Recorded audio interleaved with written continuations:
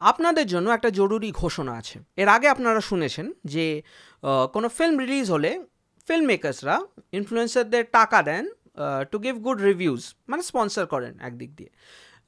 আমরা ঠিক করেছি থ্রাশ আওয়ারে যে এরপর থেকে ফিল্ম রিলিজ হলে আমরা প্রত্যেকটা ফিল্ম মেকারকে একটা করে খাতা আর পেন স্পন্সর করব।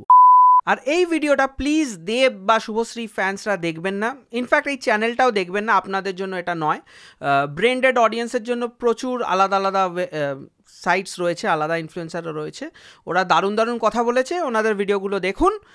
এই ভিডিওটা কাইন্ডলি স্কিপ করবেন, কমেন্ট সেকশনে এসে আপনাদের ওই প্রমোশনের টাকাগুলো বেকার ওয়েস্ট করবেন না।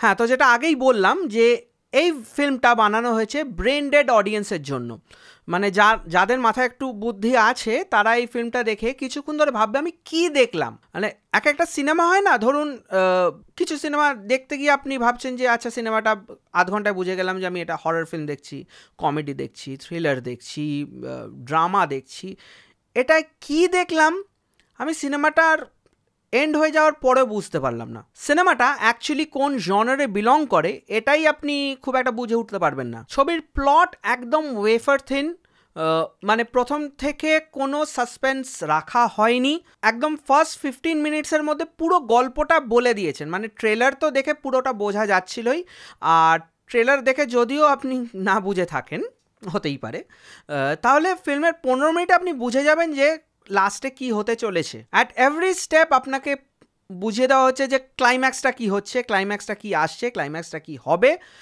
The film is all about the climax. And আমি বলে দিই, যেহেতু এই ফিল্মটাকে আমি চুলচেরা বিশ্লেষণ শুধু করব না, আমি এটাকে রোস্ট আর কি বলবো, এই সিনেমাটা রোস্টও ডিজার্ভ করে না, যেহেতু করব সেই জন্য প্রচুর স্পয়লার্স থাকবে। তো যারা স্পয়লার্স নিয়ে ইন্টারেস্টেড নন, স্পয়লার্স জানতে চান না, তারা এই ভিডিওটা অ্যাগেন স্কিপ করতে পারেন। আচ্ছা, তাহলে ধূমকেতু কি নিয়ে, কে ধূমকেতু, কি ধূমকেতু, এই প্রশ্নগুলো আমাদের মনে আসবেই। আমার সিনেমাটা দেখে মনে হলো দেবই হয়তো ধূমকেতু, কারণ ও যেভাবে ধূমকেতুর মতো সিনেমাটা নিয়ে এলো হঠাৎ 9 বছর পর, এবং এরপর ওর ফ্যানরা সবাই বলবে যে দারুণ টাকা কামিয়েছে, দারুণ টাকা কামিয়েছে। টাকা কামিয়েছে না মাথার চুল কামিয়েছে সেটা আমি বুঝতে পারলাম না। যাই হোক, that being said, Dhumketu most probably Dev, যে হচ্ছে একটা terrorist. Yes, let that sink in. এই ফিল্মটা একটা টেররিস্ট নিয়ে, এবং Kaushik Ganguly has romanticised a terrorist. এবং প্রি ইন্ডিপেন্ডেন্স ডেতে, মানে আইরনিক্যালি উনি পাকিস্তানের ইন্ডিপেন্ডেন্স ডেতে রিলিজ করলেন ফিল্মটা। রিলিজ করা উচিত ছিল আমাদের ইন্ডিপেন্ডেন্স ডেতে 15th অগস্ট, বাট উনি করলেন 14th অগস্ট। খুব ভালো করেছেন, বিকজ এটা আমাদের ইন্ডিপেন্ডেন্স সেলিব্রেট করার মতো ফিল্ম নয়। এই সিনেমাতে সেলিব্রেট করা হচ্ছে একটা হার্ড এন্ড টেররিস্টকে, যার কোনো গুড সাইড অ্যাজ সাচ নেই। আমরা জানি এরকম যখন আমরা কোনো অ্যান্টি হিরোকে সেলিব্রেট করি তখন অ্যান্টি হিরোর কিছু ভালো দিক দেখাতে হয়। এখানে কিন্তু দেবের যে ক্যারেক্টারটা ভানু, মানে শুভশ্রী ভানু বলে বারবার মনে করিয়ে দিয়েছে যে ওটা ভানুই, রুদ্রনীলও মনে করিয়ে দিয়েছে বারবার, তুমি ভানু, তুই ভানু না। রুদ্রনীলকে কত টাকা দেওয়া হয়েছিল এই ওভার অ্যাক্টিং করার জন্য? পুরো সিনেমাটা রুদ্রনীল কেঁদে কেঁদে কাটিয়েছে, মানে ওর সিনেমার লাইফের যত ফ্রাস্ট্রেশন ছিল সব এই ফিল্মেও বার করেছে। মানে সিনেমাটাকে নিয়ে আমি কি বলবো, কিভাবে বিশ্লেষণ করবো এটার? সিনেমাটার মাথা মুন্ডু নেই, গল্পর কোনো মানে গোড়া নেই, ডাল নেই, পাতা নেই, কিছু নেই। কৌশিক গাঙ্গুলি একদিন গঞ্জিকা সেবন করে উঠেছিলেন, ওনার মনে হয়েছিল এরকম একটা স্টোরি লেখা যেতে পারে। কে লিখেছে আমি জানিও না, নট ইন্টারেস্টেড। যদি আপনি জানেন কমেন্ট সেকশনে প্লিজ বলে দেবেন যে এই গল্পটা ওনার লেখা নাকি অন্য কেউ লিখেছে। উনি একদিন ডিসাইড করেছেন যে একটা টেররিস্টকে নিয়ে আমি স্টোরি লিখব, এবং সেই টেররিস্টটা হবে দেব, বিকজ দেব তো আফটার অল বেঙ্গলের সবচেয়ে বড় টেররিস্ট, যে আমাদের উপর এরকম টেরার করেই যাচ্ছে পরপর। ফিল্মটা সেট করা হয়েছে সিক্কিমে most probably, but shot in Nainital, মানে একটা ইন্টারভিউতে দেখছিলাম এটা বলছিল। এবং পুরো সিনেমার বাজেটটা কিসে গেছে আপনি বুঝতেই পারবেন। লজিস্টিক্সে বাজেট চলে গেছে, প্রস্থেটিক্সে বাজেট চলে গেছে।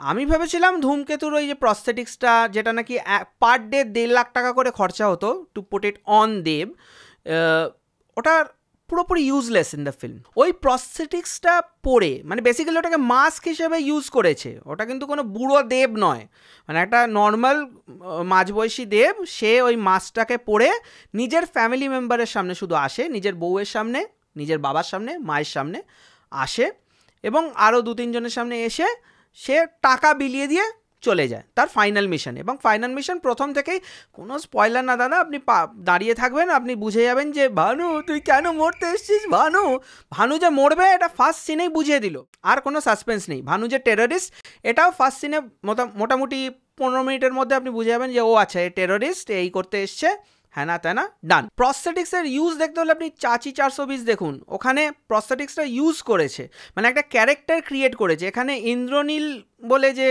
ইন্দ্রনীল না ইন্দ্রনাথ বলে যে ক্যারেক্টারটা, মানে প্রস্থেটিক্স দিয়ে দেব যে ক্যারেক্টারটা প্লে করেছে, সেটার কোনো ইউজফুলনেস নেই ফিল্মে, ওটা জাস্ট নিজের ফ্যামিলি মেম্বারকে 2-3 বার দেখা করার জন্য ইউজ করেছে।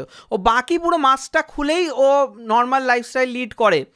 ও একটা টেররিস্ট যে পালিয়ে গেছিলো, পালিয়ে গিয়ে চিরঞ্জিতের সাথে ওর দেখা হয়, চিরঞ্জিত ওকে ট্রেন করে। এসব আমি বানিয়ে বলছি, ট্রাস্ট মি, ফিল্মে এসব দেখানো হয়নি, আমি অ্যাজিউম করে এগুলো আপনাদের বুঝিয়ে দিলাম, সিনেমায় এসব কিচ্ছু দেখানো হয়নি। চিরঞ্জিতকে একটা টেন্টের সামনে দাঁড় করিয়ে দিয়ে বলা হয়েছে হ্যাঁ এ হচ্ছে লিডার, মানে ওসামা বিন লাদেন একটা টেন্টের সামনে দাঁড়িয়ে শুধু লোককে ট্রেন করে আর বলে যাও তোমার একটা আংটি রয়েছে, তুমি মরে গেলে আংটিটা পুঁতে দেবো। আর শুভশ্রী ইন্টারভিউতে বলছিল যে এই ফিল্মটায় ওর অ্যাক্টিং অত ভালো কিছু ছিল না, তারপর ও অনেক ইমপ্রুভ করেছে। দেখুন শুভশ্রীর অ্যাক্টিং ইমপ্রুভ করেছে কি করেনি জানি না, বাট হ্যাঁ একটা জিনিস দেখে ভালো লাগলো, শুভশ্রীকে অরিজিনাল ফেস কাটে দেখতে পেলাম অনেক দিন পর, কারণ তারপর যা প্লাস্টিক সার্জারি, ফিলার্স, বোটক্স হয়ে গেছে, শুভশ্রীকে চিনতেও পারি না ওটাই শুভশ্রী, মনে পড়ে গেল যে হ্যাঁ শুভশ্রীকে এরকমই দেখতে ছিল। আর এমনিতেও Subhashree was completely useless in the film, এটাতে দেব শুভশ্রীর কোনো কেমিস্ট্রি নেই, দেব শুভশ্রীর সেরকম স্ক্রিন টাইমও নেই। ওদের একটা বিয়ে শ্যুট করেছে, ওই বিয়েটাকে সারা সিনেমা জুড়ে ওই বিয়েটাকে মন্টাজ হিসেবে ইউজ করা হয়েছে, কেন বিয়েটার কোনো সিগনিফিকেন্স আছে নেই বুঝতে পারবেন না। কোনো ক্যারেক্টারের সাথে কোনো ক্যারেক্টারের স্ক্রিন টাইম সেরকম দেওয়া হয়নি, সেরকম স্ক্রিন প্রেজেন্স নেই কারুর, এবং কারুর কেমিস্ট্রি নেই। ম্যাক্সিমাম স্ক্রিন টাইম রয়েছে রুদ্রনীল এবং দেবের।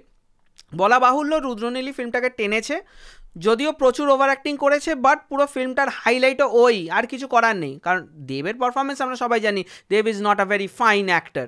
তবে হ্যাঁ দেব যতগুলো সিনেমা করেছে তার মধ্যে বলতে পারেন এটা ওর better performance, because Kaushik Ganguly চেষ্টা করেছে যাতে ওর স্পিচ প্রবলেম থেকে নিয়ে বাকি প্রবলেমগুলো যাতে সিপ ইন না করে ওর ক্যারেক্টারে। এবং ফিল্মের কোনো কন্টিনিউটি অ্যাজ সাচ নেই, এডিটিং ইজ ভেরি পুয়ার, মানে কোনটা আপনি ফ্ল্যাশব্যাক দেখছেন, কোনটা প্রেজেন্ট দেখছেন, কোনটা ফিউচার দেখছেন সেরকম বুঝতে পারবেন না, ওয়েল ডিফাইন নয়। প্রচুর স্টক ফুটেজ ইউজ করেছে, অ্যাভালাঞ্চের সিন আছে, এগুলো মিলছে না, মানে ফিল্ম মানে ফুটেজের কোয়ালিটি মিলছে না ফিল্মের সাথে, সেটা বুঝতে পারবেন। লাস্টের মানে ক্লাইম্যাক্সের যে সিনটা রয়েছে যেখানে ফ্ল্যাগ নাড়ছে, একটা মানে কয়েকজন লোক রাস্তায় বেরিয়েছে, একটা কি বলো ওই সেলিব্রেশন ডে টাইপের চলছে, ওটাও বুঝতে পারবেন যে ওগুলো স্টক ফুটেজ ইউজ করেছে, ওগুলো শ্যুট করা হয়নি সেরকমভাবে। এবং ক্লাইম্যাক্সটাকে একদম একটা ফার অফ দূর থেকে শ্যুট করে বুঝিয়ে দিয়েছে যে আমাদের কাছে বাজেট ছিল না এটা বোঝানোর। এবং এরকম একটা সেন্সিটিভ টপিকের ওপর যখন ফিল্ম হচ্ছে, যেখানে টেরোরিজম নিয়ে ডিল করছে, you want to see arms and ammunition and bomb blast, অনেক কিছু অ্যাক্টিভিটি দেখাতে হবে, physically everyone has to be very fit and agile, and এখান থেকে ওখান যাচ্ছে, এটা কিন্তু একদম laid back slow and steady একটা ফিল্ম, যেখানে এরকম কোনো অ্যাক্টিভিটি দেখানোই হয়নি। প্রথমে দেখানো হলো রুদ্রনীলকে কয়েকজন কি বলে কিডন্যাপ করে নিয়ে তাকে বললো যে তোমার কাছে ভানু এসে থাকবে বলে দিল। তারপরের দিন বুড়ো ভানু চলে এলো, বুড়ো ভানু ওকে ট্রেন স্টেশনে দেখা দিল, একটা পিস্তল দেখালো, রুদ্রনীল ভয় পেয়ে পালিয়ে গেল। তারপর ভানু সেই বাড়িতে চলে এলো, রুদ্রনীল তাকেও চিনতে পারছে না। তারপর বুড়ো ভানু পুশ আপ করতে আরম্ভ করে দিল, রুদ্রনীল তখন কাঁদতে তুই ভানু তুই, আরে ভানুরই তো আসার কথা ছিল, পানু তো আসতো না তোর বাড়িতে। ডিরেক্টর প্রত্যেক পদে আমাদের ফিল করাতে চেয়েছেন ভানুর জন্য, but Bhanu is an out and out terrorist. একটা টেররিস্টের জন্য আপনি কি করে ফিল করবেন, যেখানে আজমাল কাসাবের নাম ইউজ করা হচ্ছে ফিল্মে, কাসাবের জন্য আমরা মানে সিম্প্যাথাইজ করব? How the hell do you expect that? আপনি একজন ডিরেক্টর হয়ে এরকম লিখতে কি করে পারলেন? খুন করছে এরা, সাধারণ মানুষকে মারছে, কোনো রিভেঞ্জ অ্যাঙ্গেল নেই এখানে। রিভেঞ্জ অ্যাঙ্গেলে 2টো মার্ডার 3টে মার্ডার হচ্ছে বুঝলাম, but at the end of the day he is a terrorist. ও একজন নেতাকে মারতে এসছে, বাস।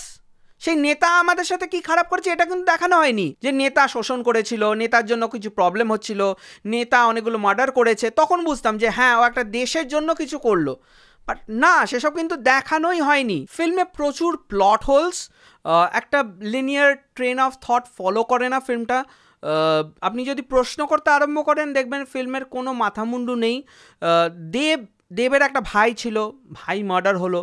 প্রথমে আমি বুঝতে পারিনি ওটা দেবের ভাই, মানে এমনভাবে ক্যারেক্টারটাকে ইন্ট্রোডিউস করলো এবং দেখালো, এবং এত আনমেমোরেবল একজন অ্যাক্টরকে নেওয়া হয়েছে যার মুখটাও মনে থাকবে না আপনার।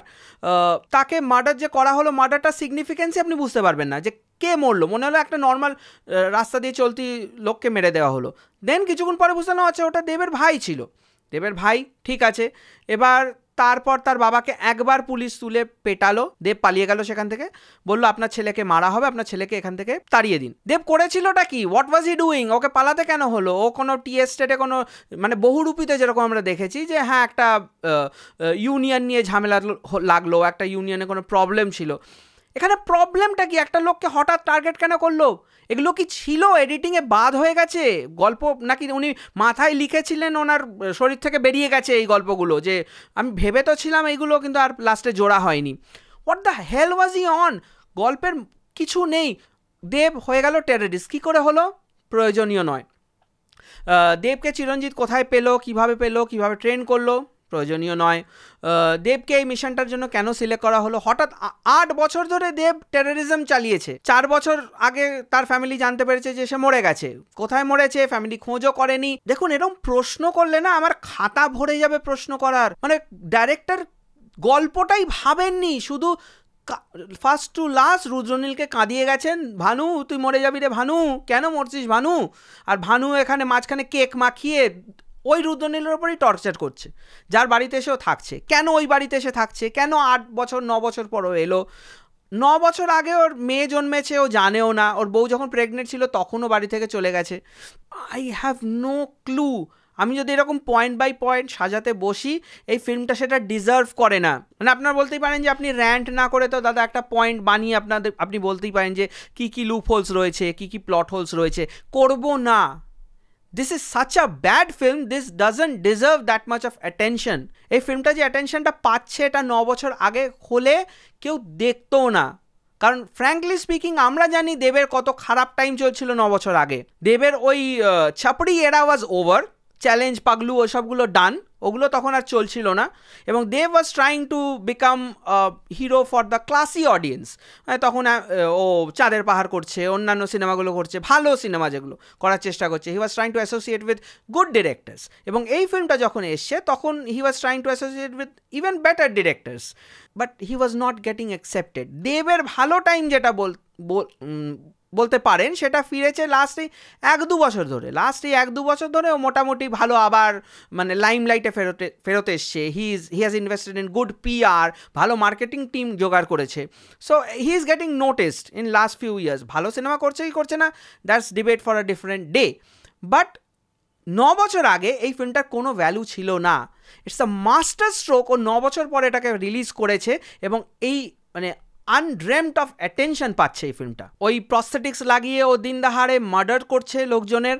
পুলিশ স্টেশনে গিয়ে পুলিশকে মার্ডার করে আসছে, যেখানে বাকি পুলিশরা ওকে পরিষ্কার দেখতে পেলো, but they are not issuing a warrant against him যে একটা এরকম দেখতে লোক মার্ডার করেছে, একটা স্কেচ বানিয়ে পোস্টার ছাপাবে। মিনিমাম ওয়ার্কটুকু করেননি। Kaushik Ganguly was a lazy ass director in this film. মানে উনি এতটা লেজি, ওনার ফিল্ম তো লেজি হয়, আমি ওনার ফিল্ম দেখেছি, অর্ধাঙ্গিনী দেখেছি। উনি একটু লেড ব্যাক সিনেমা করতে পছন্দ করেন, maybe goes with his style of film making. But এই ফিল্মটা উনি যে জনারটা সিলেক্ট করেছেন, যে স্টাইলটা সিলেক্ট করেছেন, তার সাথে এত লেজি হলে হতো না স্যার। আপনি এত লেজি কি করে হয়ে গেলেন? আপনি কাউচ থেকে ওঠেন না, কাউকে দিয়ে তো ওঠাতে পারতেন। সিনেমাতে যদি পারফরমেন্সের কথা বলি, সবার পারফরমেন্স একদম cardboard cutout, emotional sentimental performance. সবাই সেন্টিমেন্টাল রোল প্লে করেছে, সবাই সারাক্ষণ কেঁদো মুখে রয়েছে, কারোর মুখে হাসি নেই, সেরকম কমেডি এলিমেন্টস নেই কিছু, মানে নাথিং ব্রেকস দ্য টেনশন। মানে ফিল্মাটা মানে বুঝলেন তো, এটা এমন হচপচ ফিল্ম না সিনেমা সেটাও আমি বুঝতে পারছি না। যাই হোক, এটা একদম মানে কি বলবো, একটা ওয়ান লাইনার এক্সপ্লেনেবল সিনেমা, এবং এর মধ্যে কোনো ডায়নামিক্স নেই, কোনো আপস অ্যান্ড ডাউনস নেই। মানে একটা ইমোশন ধরেছে, কাঁদানোর ইমোশন, ফার্স্ট টু লাস্ট ওইটুকুই রেখে দিয়েছে। প্রত্যেকের পারফরমেন্স যেটা বললাম সেন্টিমেন্টাল রোলটা সবাই ভালো প্লে করেছে, বাট তার বাইরে তাদের মধ্যে কোনো ডায়নামিক্স নেই। এরপর আসি গানে। সিনেমাতে প্রচুরই গান। ওই একটা দুটো গান যেটা ঠিকঠাক, ওটা বাদে বাকি গানগুলো আপনার মনে হবে ওভারকিল। প্রত্যেকটা ইমোশনাল মোমেন্টে একটা করে গান চলে আসছে, সেই গানটা দিয়ে ইমোশনাল মোমেন্টটাকে ব্রেক করে দেওয়া হচ্ছে, ডিফিউজ করে দেওয়া হচ্ছে। হ্যাঁ, সিনেমার থিমটা আমার খুব ভালো লেগেছে, যদিও কেমন শোনা শোনা লাগছে, জানি না এটা একদম অরিজিনাল অথেন্টিক কিনা, বাট দ্যাট অ্যাসাইড আমার মনে হয়েছে থিমটা ভালো ছিল ফিল্ম অনুযায়ী। হ্যাঁ, সিনেমার লুক অ্যান্ড ফিল ভালো, মানে যেরকম প্রচলিত বাংলা সিনেমা আমরা দেখি তার থেকে একটু পলিশড, বেটার লুকিং ফিল্ম, যেটা আপনার যেহেতু ভিজুয়ালি ফিল্মটা একটু বেটার, অনেকগুলো ফ্রেমস আছে, খুব ভালো ক্রাফট করা হয়েছে। যেরকম একটা সিন রয়েছে যেখানে দেব বসে কাগজের পর কাগজ জ্বালিয়ে যাচ্ছে, বাট ওই কাগজ পোড়ানোর সিনটা নিয়ে যদি বলা হয় তাহলে বলতে হয় এতগুলো কাগজও এনেছিল কেন? ও তো মার্ডার করলো দুটো, বোম ফাটাতে তো আর কাগজ লাগে না? নাকি ও পড়াশোনা করছিল বোম কীভাবে বানাতে হয়? একটা ব্যাগ নিয়ে চলে এলো, ব্যাগে কোথায় বোম ছিল, কোথায় বন্দুক ছিল, কোথায় কাগজ ছিল, এই কাগজগুলো কেন জ্বালালো, ওর আর কোনো মোটিভ ছিল কি না, ও কি করতে এসছিল? দেখুন, প্রশ্ন করতে করতে আমি অলরেডি সব চেঞ্জ করে ফেলেছি, এবার দেখবেন নিজেকে চেঞ্জ করে ফেলেছি। আর ওই 1.5 লাখ টাকা পার ডে প্রস্থেটিক্সে না দিয়ে না উনি স্টোরিতে আরেকটু ইনভেস্ট করতে পারতেন, অন্য কাউকে দিয়ে লেখাতে পারতেন, বেটার হতো। পারলে অন্য কাউকে দিয়ে ডিরেকশনও করাতে পারতেন, পারলে অন্য কাউকে দিয়ে অ্যাক্টিংও করাতে পারতেন, মানে পারলে ফিল্মটাই অন্য হতো, সেটা অন্য দিনের প্রসঙ্গ।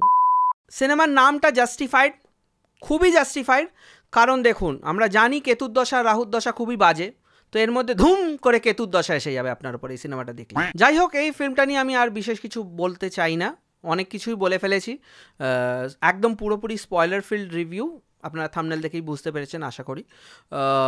অনেক দিন পর ভিডিও নিয়ে এলাম, সেটার অনেক কারণ আছে, হয়তো কোনো একদিন এসে ডিসকাস করব সেটা নিয়ে, বাট আশা করি এই ভিডিওটা আপনাদের ভালো লাগলো এতদিন পর দেখে থ্রাশ আওয়ার থেকে।